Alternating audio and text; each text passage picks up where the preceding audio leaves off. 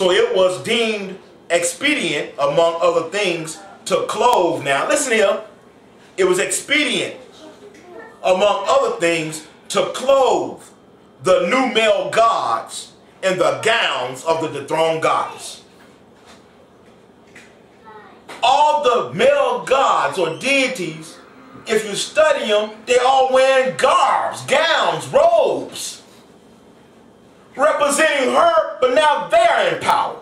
But they're using her power to rule. Hold on to your socks now. It says, this is the little known secret. This is a little known secret.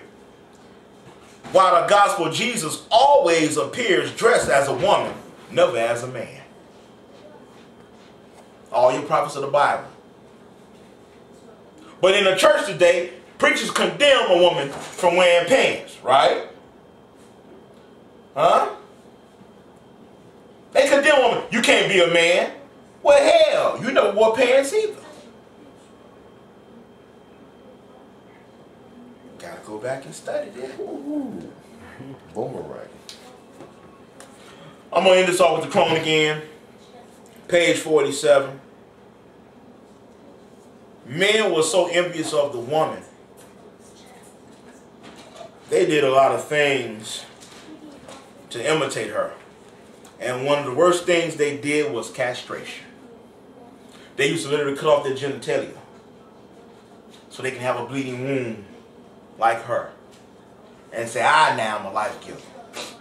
Some parts of information I was reading, how they would have a woman laying in bed in the Chrome. They would have a woman laying in bed, giving birth, and then once the child comes, they'll move her out the bed and put the male there and have the child come between his legs.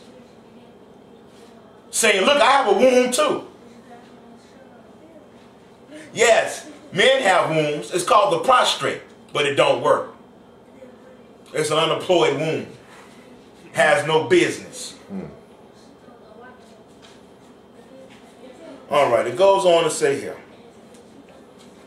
Among all the oldest myths, there is much evidence that formal sacrifices of males first arose from a misguided attempt to redesign the male bodies to a female model. It's easy to make a male or female. Take the penis, cut it in the middle, split it in half, push it in, there you go. But it's hard to make a woman a man, isn't it? This is what they done.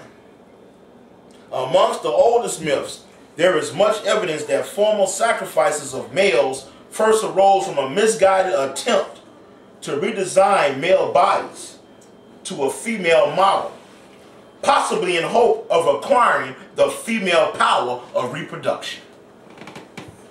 Cutting off male genitalia was consistently associated with fertility magic for ancient gods in either human or animal form. So they was cutting off the testicles of males, both human and animal, as sacrifices unto the gods to get the feminine power of the Great Mother. And they still doing it today. Didn't they do that when they were lynching us? Cutting off the testicles.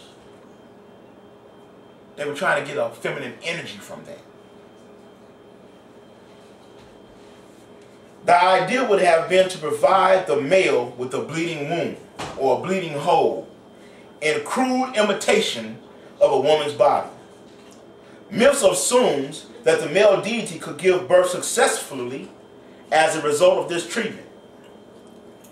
Egypt's sun father Ra castrated himself to bring forth a new race from his genital blood. Even the gods was trying to extract the feminine energy of the Great Mother. The Hindu great god had his penis removed, chopped up, and burned and buried to bring forth a new generation. Kind of like Osiris, huh? Got his penis chopped up. His whole body got chopped up except the penis. Huh? A similar Babylonian god, Baal, mutilated his penis for blood that he could mingle with clay to produce people and animals in imitation of the older goddess, Nimsarsag, maker of life forms from the mixture of clay and of menstrual blood. This is what they've done to try to imitate the Great Mother.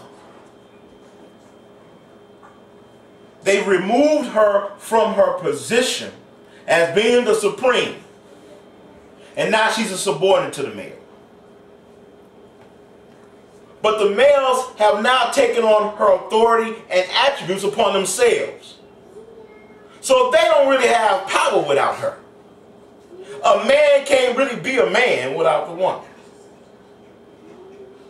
And a woman can't be a woman, you think I'm going to say without a man. A woman can't be a woman without herself.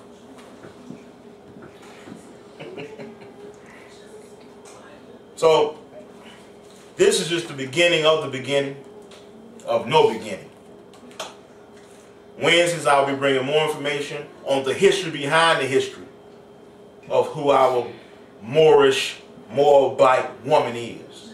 That she can go back and start having some pride of herself and know that it's time for her to wake up and take hold of the nation. So I just say peace and hotel.